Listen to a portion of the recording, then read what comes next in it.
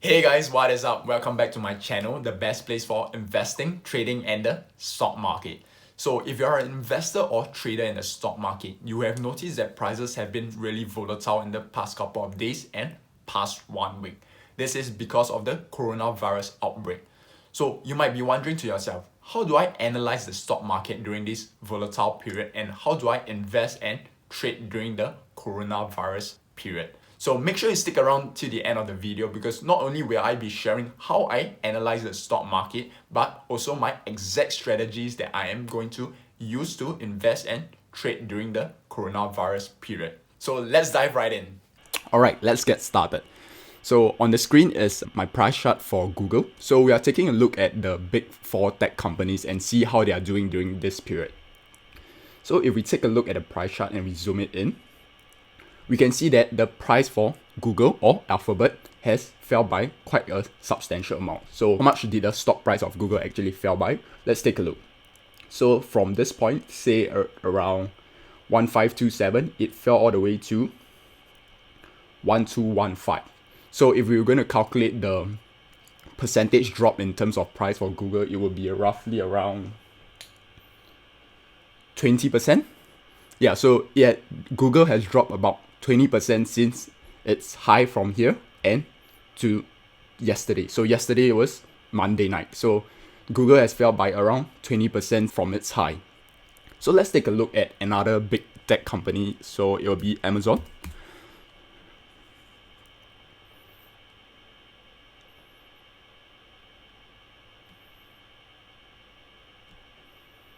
Okay, so Amazon has also dropped by quite a fair bit, right? So let's take a look at how much Amazon has actually dropped in terms of percentage. So the price here would be around 2173, and closing price would be 1800. There the closing price is here. So 1800.61. So if we are to calculate the percentage drop of Amazon, it will be, it would have dropped around 17%. So Amazon has dropped about 17% from its high here to yesterday. So that's for Amazon. And then let's take a look at another one. So the big we have seen for Google and Amazon. The next one, let's take a look at Facebook.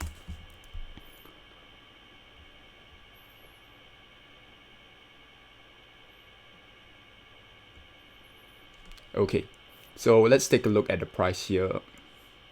So the price here is around 218, and then it closes around here, so it's 169. So you can see the closing price was 169.5. So again, if we are to calculate the percentage drop for Facebook, it would be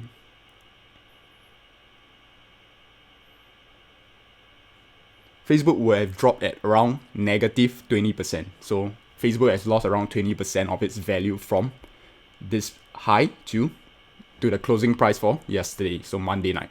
So after Facebook, let's take a look at another one. The last big tech company will be Apple.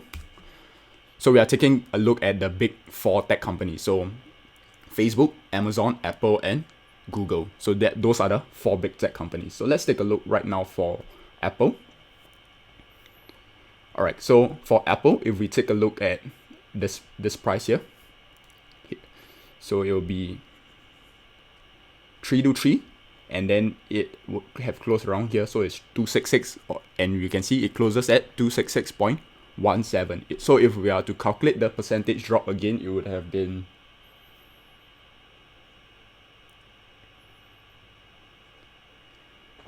dropped by about 18%. So Apple has actually lost 18% of its value in just the past couple of weeks or couple of days.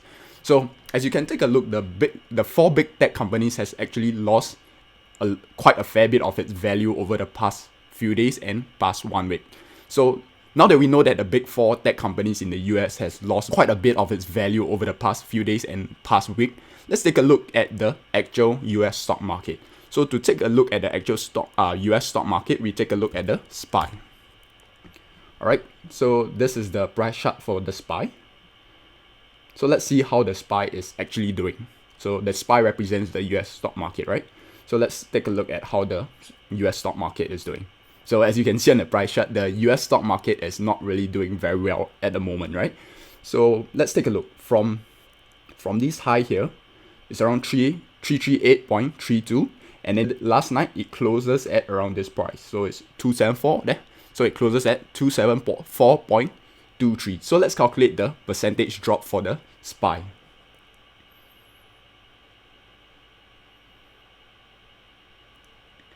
So the SPY has dropped by actually 19.2%. So the US stock market has lost about 19.2% of its value in the past couple of days and past 1 week, right? So that's quite a big drop for the US stock market, right? So now that we have seen how the stock market has dropped and how the big four tech companies have dropped in terms of their value, I'm going to share with you my analysis of the US stock market and how I interpret the market during this period, right? So we can see that the stock market closes at around 274.23, right, for last night. So last night means Monday night. So how I like to interpret the market is by first looking at the bigger picture, right? So this is like a bit of the bigger picture. So if you are looking carefully, we can be able to spot there's a support level at this point, right? So the support level will be around here. So you can see there's like a support level here. So prices closed at around the support level last night. So if you don't know what the support level is and the resistance level is, make sure you check out my video on support and resistance level, because I will share with you how you can identify and draw support levels and resistance level. So this is a support level. So if we zoom out a bit more, we also can draw a trend line. So how do we draw the trend line? So let me show you. So we'll draw a trend line from here to here, right? So at this point, if we zoom in again, we go back to the exact point, this point. So can you see, as of yesterday, so as of Monday night, can you see that prices closed at around this point? So prices closed very near the support level, the first support level, and it closes near the lower trend line. So what does this mean? It means that when prices close near the support level tends to act like a price floor. So what is a price floor? So a price floor basically is a price level or price area that when prices reach that level, prices tend to bounce back up. So that is a support level. So can you see that there's the first support level here? So that's one support level. So another support level, which we call the trend line, is like a diagonal support level. So we also identify that there's a diagonal support level at this point. So what does this mean to us as investors and traders in the stock market? This indicates to us that at this point, prices are encountering a support level. And when prices encounter a support level, there is a greater probability that prices are likely to rise in the future. So what does this mean? It means that prices have a higher probability of rising when the stock market next open. So the stock market opens today. So today is Tuesday. It will open at night, my time. So my time is in Singapore. So it will open up at night in Singapore. So prices are likely to rise the next day or today when the stock market open. Why? Because we note that there's a support level first at one support level, and we notice that there's a lower trend line. So this too indicates to us that prices are likely to rise when the markets next open. So there's another indicator that indicates to me that prices are likely to rise when the stock market next open. So what's that indicator? Right? So that indicator would be the Fibonacci level. So how do we use the Fibonacci level? Right? We identify the lowest point here first. So that's point A. And then we go up all the way to the upper level, at the highest point. So that is point B. So we need to identify point A and point B. Then we are able to draw the Fibonacci level. So can you see at this point? At this point, there's also another support level in the case for the Fibonacci level. So the Fibonacci at this level is the 61.8% level. So what a Fibonacci level helps us as investors and traders to do is it also indicate points where prices are likely to encounter support or resistance. So in this case, this point, the 61.8% level, indicates a support level for prices. So can you see how the markets are telling us that there's a greater probability that prices are likely to rise in the future?